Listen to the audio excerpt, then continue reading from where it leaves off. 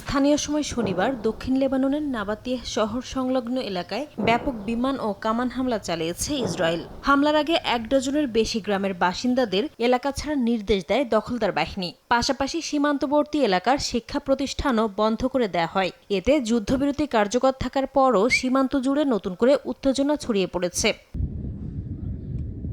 হামলার অন্যতম লক্ষ্য ছিল ঐতিহাসিক বোফোর্ট দুর্গের আশপাশের এলাকা, যেটি ইসরায়েল সীমান্ত থেকে প্রায় ১৫ কিলোমিটার দূরে একটি কৌশলগত পাহাড়ে অবস্থিত।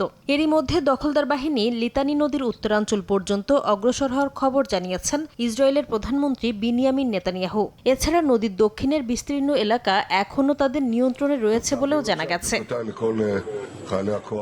লেবাননের রাষ্ট্রীয় বার্তা সংস্থা জানিয়েছে, ইসরায়েলি হামলায় লেবানিজ সেনাসহ একদিনে বেশ কয়েকজন হতাহত হয়েছেন। এমন পরিস্থিতিতে এক যৌথ বিবৃতিতে ঘরবাড়ি ও ঐতিহাসিক স্থাপনা ধ্বংস ও উচ্ছেদ সতর্কতা বন্ধে আন্তর্জাতিক যোগাযোগ আরও জোরদারের ঘোষণা দিয়েছেন লেবাননের প্রেসিডেন্ট ও প্রধানমন্ত্রী। পাশাপাশি লক্ষ্যহীন হামলার মধ্য দিয়ে তেল আবিব বৈরুতকে পুরোপুরি ধ্বংসের কৌশল অনুসরণ করছে বলেও অভিযোগ করেন তারা।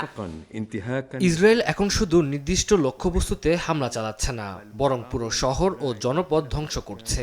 পাশাপাশি সাধারণ মানুষকে ঘরবাড়ি ছেড়ে চলে যেতে বাধ্য করা হচ্ছে, যা বেসামরিকদের জন্য এক ধরনের সমষ্টিগত শাস্তি।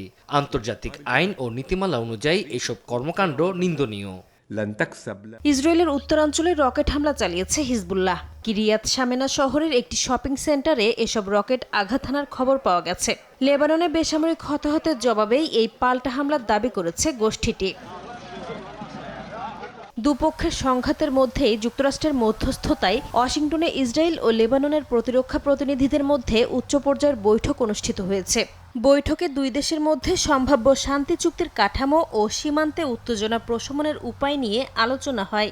একই সঙ্গে হিজবুল্লাহকে নিরস্ত্র করার একটি সম্ভাব্য পরিকল্পনাও আলোচনায় উঠে আসে। তবে চূড়ান্ত সিদ্ধান্তের বিষয়ে এখনও কোনো ঘোষণা আসেনি বলে জানা গেছে।